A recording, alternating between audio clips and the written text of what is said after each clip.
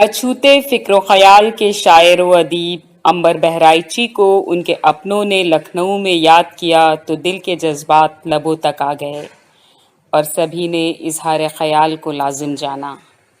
بات دور تک پہنچ سکے اور نوجوان نسل بھی عنبر بہرائچی کی خوبیوں، صفات اور کمالات سے واقف ہو، اس خیال کو عملی جامہ پہنانے کے لیے پیش ہے لرن آن لائن ود فیضان خان کی آنکھوں دیکھی رپورٹ۔ لوگوں نے عنبر بہرائچی صاحب سے اپنے تعلقات کا ذکر شادی کے پہلے کے سالوں سے کیا ہے۔ میں ان خاکساروں میں ہوں کہ میرا تعلق ان سے ان کی شادی کے بعد پیدا ہوا، لیکن یہ کہ وہ میرا تعلق خالص ادبی تھا، وہ تا دیر قائم رہا۔ عنبر بہرائچی پر عام طور پر جب ہم کسی ادیب کے بارے میں گفتگو کرتے ہیں تو اس کی شخصی خوبیوں یا اس کی انسانی خوبیوں کا ذکر نہیں ہوتا، لیکن بعض ادیب ایسے ہوتے ہیں کہ جن کی شخصی خوبیوں کا ذکر لازم ہوتا ہے۔ ون آف دم عنبر بہرائچی کہ بحیثیت انسان بھی وہ اتنے ہی بڑے تھے جتنے بحیثیت ادیب۔ بڑی خلقی خوبیاں تھیں ان میں، اور اللہ نے بہت سی چیزوں کو قبولیت کی تھی، اخلاقی سطح پر بھی اور علمی سطح پر۔ میرا خیال یہ ہے کہ ان کی اہلیہ کا نام ان کی شخصیت کی خوبی بن گئی۔ آپ جب ان سے ملتے تھے تو ایسا محسوس ہوتا ہے کہ سراپا شرافت سے آپ لب و لہجے میں انتہائی شائستگی، کوئی نہ عہدے کا تکبر نہ علم کا تکبر، جیسا آپ نے کم دیکھا ہو۔ ہمارے بہت سے IRS اور IAS اردو کے ادیب گزرے ہیں، اور ان میں سے بعض کے لیے تحریری طور پر ارسٹوکریٹک کا لفظ استعمال ہے، وہ دوری قائم رکھتے ہیں، فاصلہ قائم رکھ کر ملتے ہیں، اور ان کی جو عہدے والی شخصیت ہے وہ ان کی علمی شخصیت پہ زیادہ حاوی ہے۔ عنبر بہرائچی میں ابھی ان سے ذکر کر رہا تھا، صاحب عجیب شخص تھی، اور میں اس میں آپ میری فضیلت کا پہلو نہ تلاش کیجیے گا، آپ ان کی فضیلت کا پہلو تلاش کیجیے۔ کوئی کتاب آتی تھی میں یونیورسٹی کے مکان میں رہتا کتاب لے کے آیا، پہ فون کرتے تھے کہ بھائی آپ گھر پر ہیں؟ میں نے کہا میں ہوں، چلے آتے تھے۔ میں نے کہا بھائی آپ کے آنے سے، آپ کی نیلی بتی والی گاڑی سے میرے پاس پڑوس میں تھوڑا سا میری عزت بڑھ جاتی، لیکن یہ آپ کیا کرتے ہیں بھائی؟ آپ کسی بھی طرح سے مل جائے گی، لیکن یہ کہ کیا صاحب وہ سراپا انسان، سراپا شرافت۔ اور یہ ابھی یہاں پر ذکر کیا گیا جناب، اس کو میں بعد میں تھوڑا گفتگو کروں گا سنسکرت شعریات کے بارے میں، لیکن یہ کہ یہ بالکل بات صحیح ہے۔ اصل میں ہم مردہ پرست ہو چکے، مرنے کے بعد ہم انسان کی اہمیت کا زیادہ ذکر کرتے ہیں، ہمارے معاشرے میں عجیب و غریب قسم کی ذہنیت پنپ رہی ہے، لیکن زندگی میں ہم اسے اس طرح تسلیم نہیں کرتے جس طرح اسے تسلیم کیا جانا چاہیے۔ اگرچہ کہ عنبر بہرائچی وہ نام ہے کہ جسے آپ یہ نہ سمجھیے کہ انہیں شہرت نہیں ملی، اور جس شہرت کے وہ مستحق تھے وہ شہرت انہیں ملی، بلکہ اس سے کہیں زیادہ ملنا چاہیے، جو ان کے علم کا دائرہ تھا، جو ان کی واقفیت تھی، جو ان کی باخبری تھی۔ ابھی یہاں شاید کہا گیا، ماموں یہ فرما رہے تھے کہ اس کا ذکر ضرور ہونا چاہیے، ضرور ہونا چاہیے، جو ان کی مذہبیات سے جو ان کا عشق تھا۔ تو وہ چلے گئے غالباً، تو میں ان کے گوش گزار یہ کرنا چاہتا ہوں کہ ہمارے 4 بڑے شاعروں میں سے ایک شاعر ایسا ہے جس نے مسجد بنائی نہیں، لیکن بنی ہوئی مسجد پر کہہ کر وہ نظم جو ہے مسجد قطبہ وہ عالمی شہرت حاصل۔ کم لوگوں کو معلوم ہے کہ اگر اس نظم کا ٹرانسلیشن ہو جاتا اچھی انگریزی میں، اور جیسے ٹیگور کی گیتانجلی کا WB ییٹس نے رواں ٹرانسلیشن کر دیا، تو شاید وہ نوبیل پرائز اقبال کو ملتا، اور اسی ایک نظم کی بنیاد۔ تو مسجد پر ایک نظم کہہ کر اقبال جو ہے وہ لافانی ہو گئے، ہمیشہ کے لیے زندہ ہو گئے۔ تو अंबर बहराइची में और मुझ में बहुत सी मुवासला थी। मैं उनकी सभी थोड़ा सा उनके इंसानी पहलुओं का जिक्र करूँ, फिर आता हूँ तब की तरफ। देखिए, इतना पढ़ा लिखा आदमी, इतना इल्म उसके पास, अभी तो 4 ज़बानों का जिक्र किया गया। कम लोगों को ये मालूम है कि वो उनके आप दिबाचे पढ़िए, उसमें फ़ारसी के शेर है, कुछ कुछ इबारतों के बाद संस्कृत के श्लोक है। वो अभी संस्कृत का श्लोक लिख रहे हैं, अभी फ़ारसी का शेर, दिबाचे के आखिर में लिख रहे हैं फ़ारसी का शेर, दिबाचे का आगाज़ फ़ारसी के शेर से कर रहे हैं। तो उनकी फ़ारसी भी बहुत अच्छी है। और चूँकि मेरी गुफ्तगू अमूमन इन्हीं पहलुओं पर होती थी, तो जामी पर, रूमी पर, हाफिज़ पर, हाफिज़ के तो वो गालिबन हाफिज़ खूब धड़ल्ले से शेर सुनाते थे। तो 5 ज़बानें उस शख्स को आती।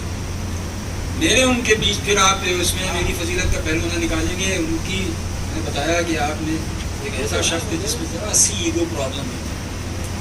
उनके एक मैं उनकी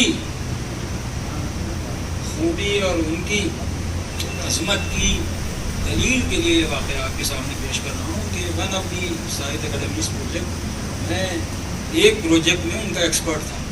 उस शख्स को ये मालूम था कि मैं एक्सपर्ट हूँ, ये मालूम था उन्हें, लेकिन उस आदमी ने कभी मुझे, बल्कि उस ज़माने में उन्होंने मुझसे ज़रा सा वो कम ही गुफ्तगू करते फ़ोन पर, गुफ्तगू उन्होंने मुझसे नहीं की। कोई और होता तो साहब ये कि साहब वो है और वो है, और वो साहित्य अकादमी के मेंबर के कन्वीनर थे। बात मेरे उनके दरमियान कुछ मुमासलतें थीं, उन चीज़ों का यहाँ पर जिक्र नहीं किया, और अपने इल्म की बुनियाद पर वो साहित्य अकादमी के भी रुकन हुए। वो सरस्वती सम्मान के कन्वीनर रहे 3 साल, और वो उस ज़माने में कन्वीनर थे जिस ज़माने में शम्सुर रहमान फारूकी को सरस्वती सम्मान, उनके बाद फिर ये खाकसार उसका कन्वीनर। वो ज्ञानपीठ अवार्ड की ज़ैली कमेटी के साहित्य अकादमी के थे। तो ये सारे जो उनको ओहदे मिले, ये ओहदा ख्वाही की बिना पर नहीं मिले, बल्कि ये ओहदे उनको अपने इल्म की बना पर। उनको एक पढ़ा लिखा शख्स, जाहिर है कि जहाँ जहाँ इल्म शनास मौजूद हैं, वो इल्म शनासों ही को तरजीह देते हैं, तो इस बुनियाद के ऊपर। फिर ये कि अभी मैंने ज़बानों का जिक्र किया, अब आप उनकी तरह से शायरी को देखिए। शायरी का जो दायरा है वो कितना वसी है, जो वैरायटी ऑफ पोइट्री। खुद उन्होंने लिखा है महाबनिष्कर्मन के दिवाचे में कि मेरी शायरी की जड़ें सामी, ईरानी, हिंदुस्तानी रिवायात, संस्कृत और फ़ारसी जैसी क्लासिकी ज़बानों, नीज़, अवधी, ब्रज और भोजपुरी जैसी इलाकाई ज़बानों से, और इन तमाम चीज़ों के नमूने उनकी शायरी में मौजूद हैं। तमाम चीज़ों के नमूने आपको ये ज़बानें ही मिल जाएंगी। मैंने आपकी फ़ारसी का जिक्र किया। आपको पहला शायर है उर्दू का, हमारे यहाँ गुज़रे हैं, शहजाद मंतर हैं, इराजी हैं, और कुछ लोग हैं जिन्होंने दोहों में, निदा फाजली हैं, दोहों में उस तरह की ज़बान। लेकिन हम इन सब का जिक्र करते वक्त ये भूल जाते हैं कि अंबर बहराइची ने कितना अवधी का और इन मकामी बोलियों का, लोकल डायलेक्ट्स का, और ख़ास तौर से हिंदी का इस्तेमाल किया है अपनी शायरी। अब संस्कृत शेरियात की जो बात होती है, तो आप ये समझ लें कि संस्कृत शेरियात का मर्तबा बहुत बुलंद, वो यूनानी शेरियात से पहले वजूद में आई। आप जानेंगे उस आदमी ने जो काम किया है संस्कृत शेरियात पर, यह आनंद वर्धन का, मैं आपको बताऊँगा, आनंद वर्धन का जिक्र ही नहीं हो रहा। तो उस आदमी ने जो काम किया वो उस शेरियात पर जो किया जो हमारी कदीम और क्लासिकी शेरियात है। एक लफ्ज़ है, भोपाल में एक इदारा है, उसका एक हिस्सा जो है उसका नाम है वागर्थ। ये वागर्थ दिया हुआ शब्द किसका है? वो आनंद वर्धन। आनंद वर्धन का शुमार ये होता है कि वो ध्वनि के नज़रिए का मुझे आहंग, आवाज़ का शायरी में क्या अमल और क्या दखल, ये आनंद वर्धन। तो उन्होंने आनंद वर्धन की पूरी शेरियत, और आनंद वर्धन की उनकी इस वाक़िफ़ियत से एक उर्दू के बहुत बड़े नक्काद ने अपनी एक मशहूर ज़माना किताब में, समझ गए होंगे फारूक बैठी, मदद दी, बाकायदा मदद दी। उनका एक चैप्टर जो है संस्कृत शेरियात से, मशरक़ी शेरियात से, उसमें आनंद वर्धन का बड़ा जिक्र है, और उस पूरे आनंद वर्धन के नज़रिए को से जो इस्तेफादा किया वो उन्होंने अंबर बहराइची से। तो یہ جب ہم لوگ ظاہر ہے کہ اردو کی شعریات اور اردو میں شعریات ہے ہی کہاں، جو ہم نے کی ہے وہ نقل کی یونانی پوئٹکس، اردو شعر فاروقی نے ترجمہ کیا، وہ بھی یونانی شعریات کا ترجمہ کیا. تو ہمارے پاس اپنے original as far as poetry is concern وہ نظریات نہیں ہیں جو سنسکرت میں موجود ہیں. تو ان نظریات سے متعارف کرانے والے پوری سنسکرت شاعری پر کتاب، آنند وردھن پر کتاب، سنسکرت شعریات پر کتاب.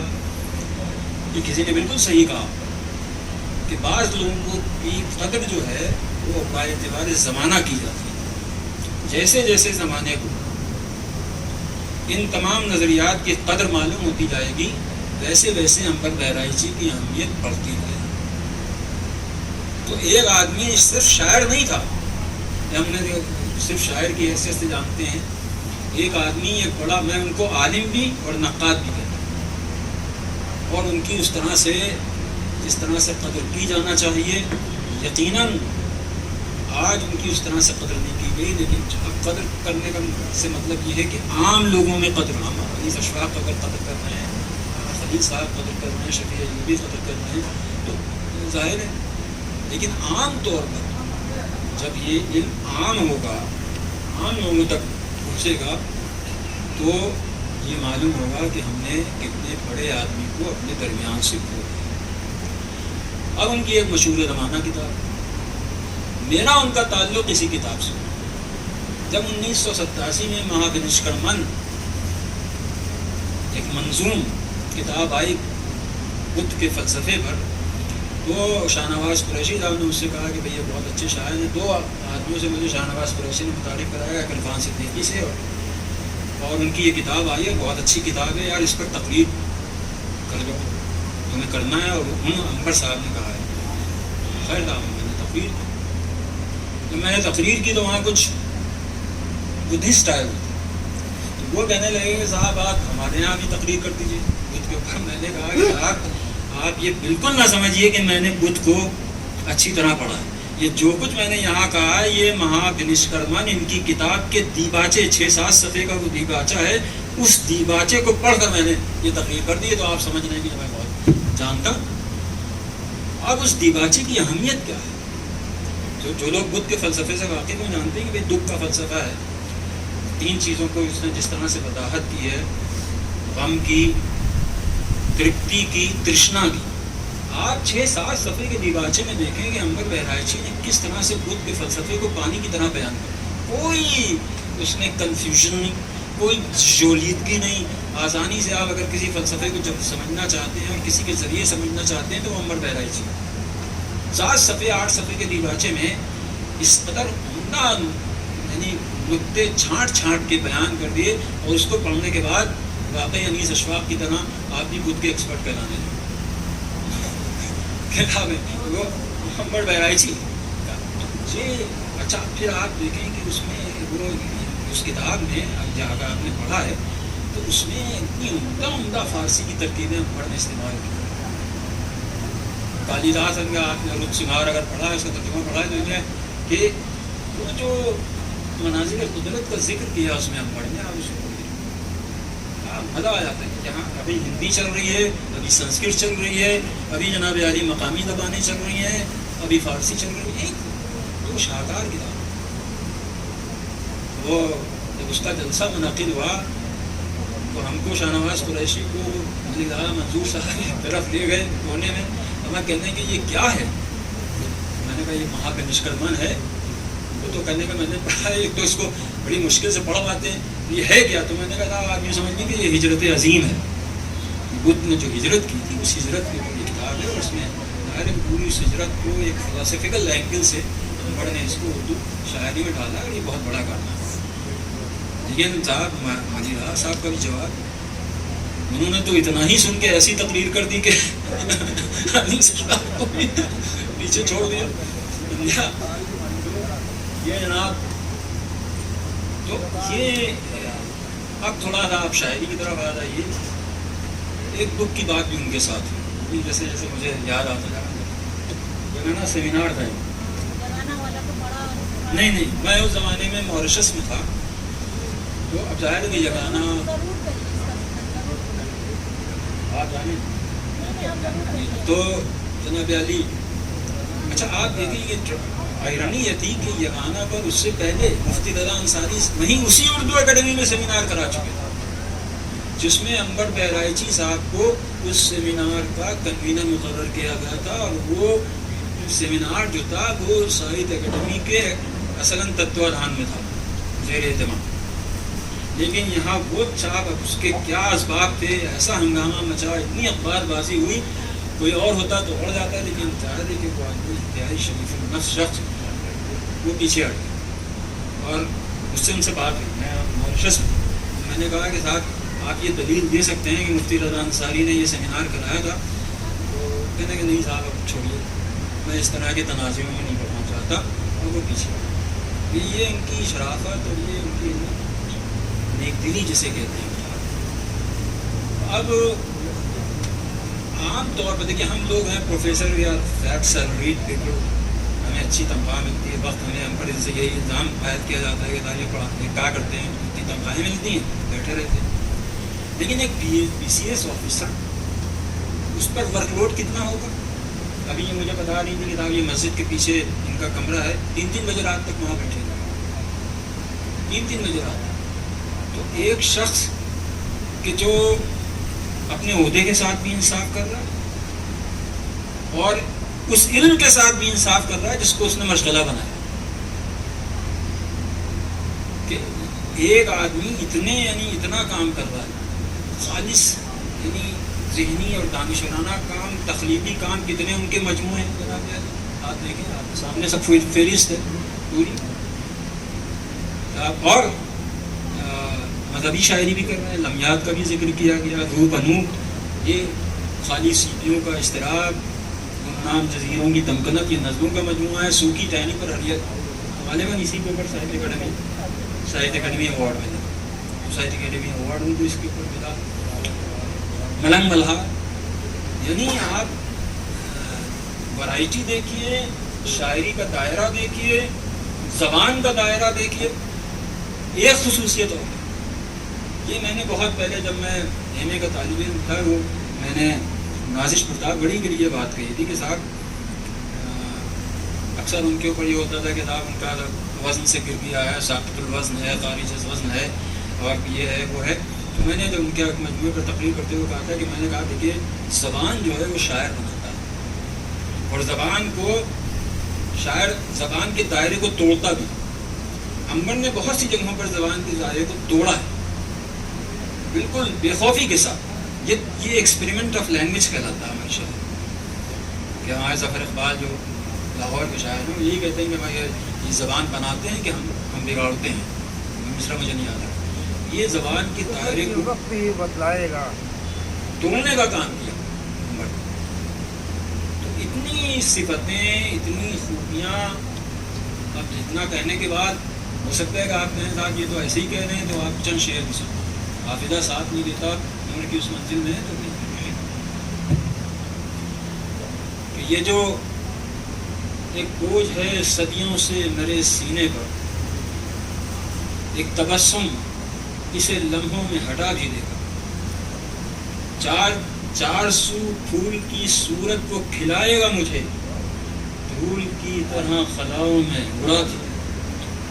مشام جہاں سے گزرتی رہی ہے تازہ ہوا، تیرا خیال کھلے آسمان جیسا تھا۔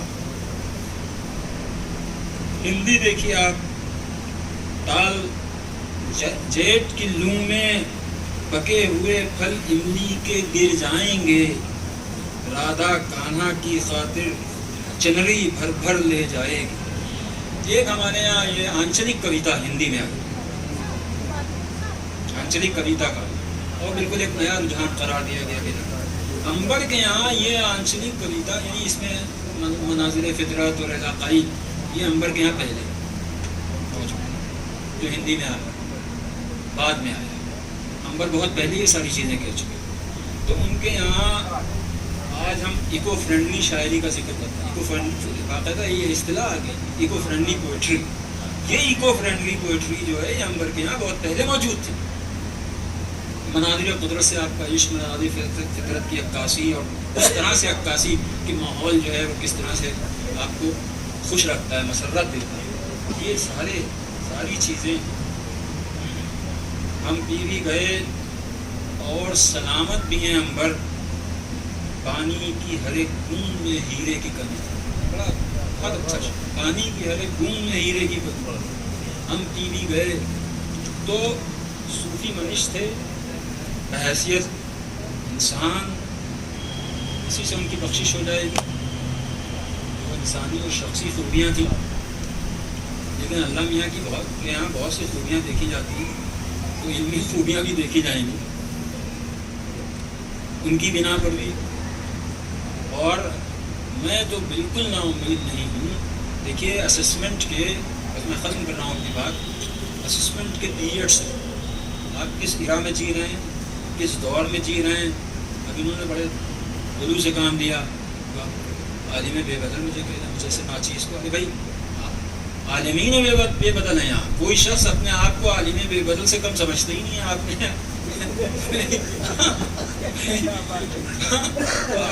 تو یہ آپ چیزیں جو ہیں یہ کثرت استعمال سے اپنی معنویت کھو دیتی، تو یہ ساری اصطلاحیں، لیکن واقعی جو عالم بے بدل، دیکھیے ہم نقاد ہیں، یہ سمجھ میں پوری فل آنیسٹی میں یہ بات کہہ رہا ہوں کہ عنبر کو آنکھنے میں، عنبر کو پرکھنے میں ہمارے نقادوں نے اس کشادہ دلی کا مظاہرہ نہیں کیا جس کشادہ دلی کا مظاہرہ کیا جانا چاہیے تھا۔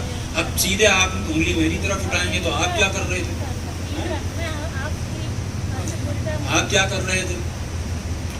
تو اب میں نے یہ سوچا جو کہ میں نے، میرے پاس نوٹس ہیں نشکرمن کی جو میں نے تقریریں کی تھی، وہ میں نے نوٹس بنا کے کی تھی، اور وہ میرا ایک مضمون پورا تیار ہے۔ اور میں اگرچہ مجھے اس طرح سے سنسکرت نہیں آتی، لیکن میں شعریات کے تعلق سے آنند وردھن، چونکہ میں نے آنند وردھن کو اچھا خاصا پڑھا ہے، تو میں ان دو پہلوؤں پر، اور ان کی شاعری تو ہے ہی ہے، اب ان کی شخصیت کے بارے میں جامی کے 4 مصروں پر اپنی گفتگو ختم کر رہا ہوں، اور یہ انہوں نے اپنی ایک کتاب کے آخر میں، یعنی معاد نشکرمن کے آخر میں اس کا اختتام کیا ہے۔ از مدرسہ بکتابہ روان یا میں کدا، اے پیر رہ بگوئی طریق ثواب چیست، گر من غرق آتش و آبم ز عشق تو، ای سینے پر آتش و چشم پر آب چیست۔ اس کا ختم، اور یہ گویا عنبر نے اپنے وجود کو سامنے رکھ کر یہ 4 مصریں یہاں پر ختم ہیں۔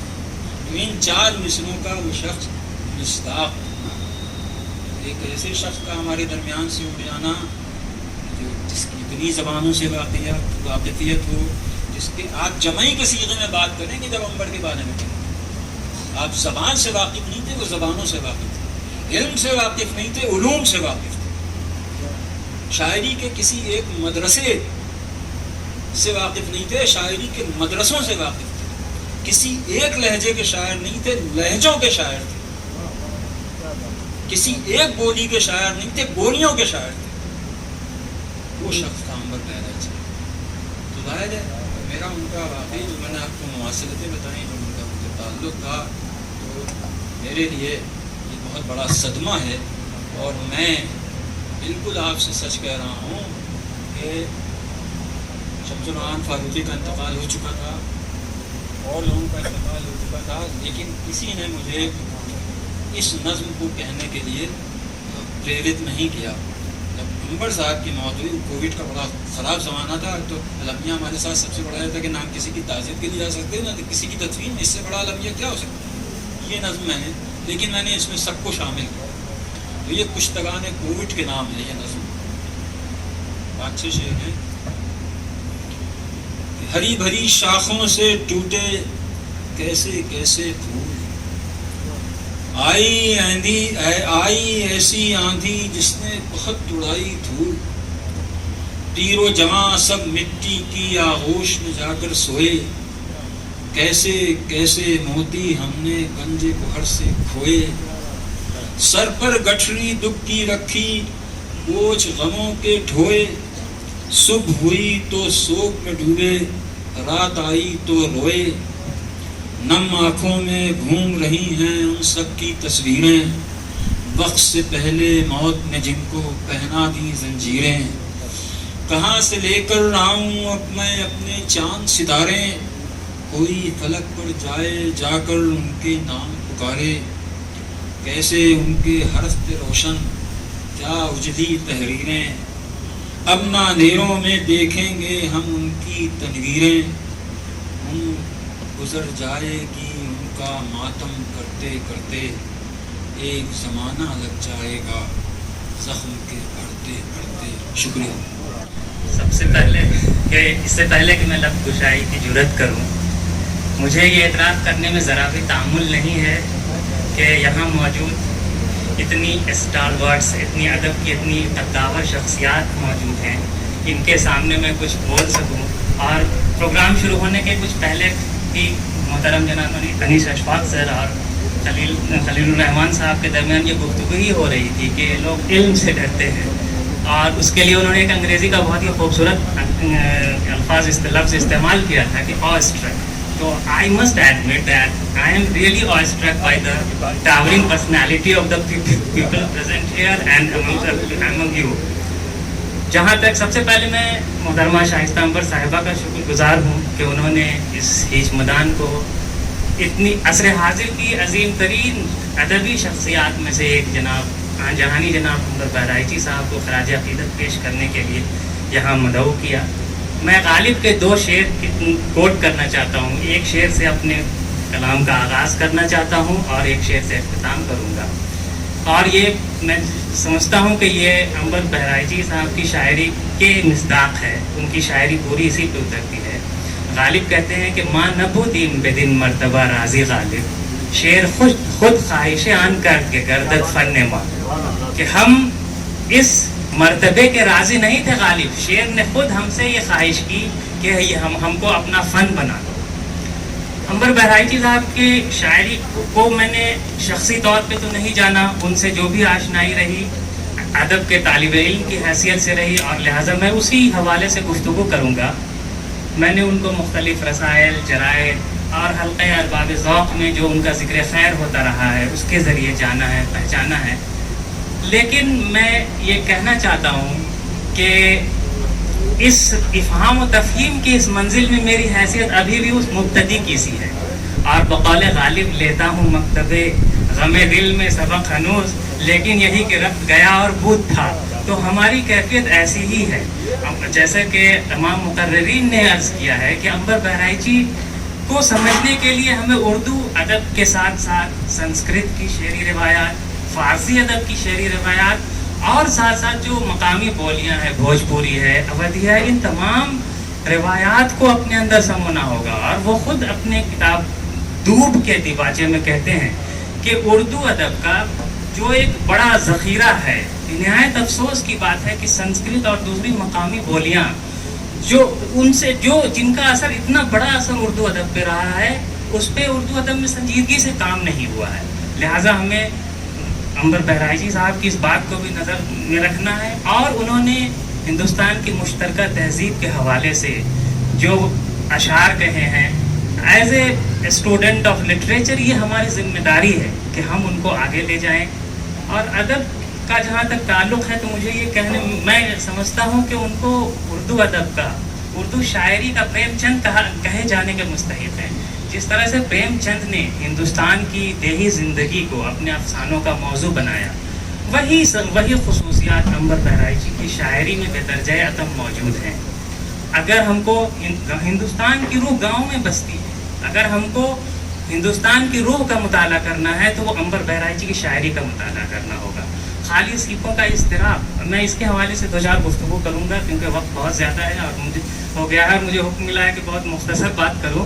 تو خالی سیپوں کا اضطراب کیا ہے؟ یہ ایک استعارہ ہے۔ ہماری قدریں جو مفقود ہوتی جا رہی ہیں، ہم اپنی تہذیبی اقدار سے منہ موڑتے جا رہے ہیں، روگردانی کرتے جا رہے ہیں، یہ شاعر زبان حال سے یہ فریاد کر رہا ہے کہ हम अपने जो हमारी कदरें हैं हम उनको पहचानें। अब वो शहरों के बनने से गाँव के वीरान होने का जो मंजरनामा उन्होंने उसमें पेश किया है वो वाकई बहुत ही अहम है। और चूँकि इस पे एक सेमिनार होना चाहिए, इस पे अदबी मुबाहिज़े होने चाहिए, तब उनका एक सही अदबी मकाम मुतय्यन हो सकता है।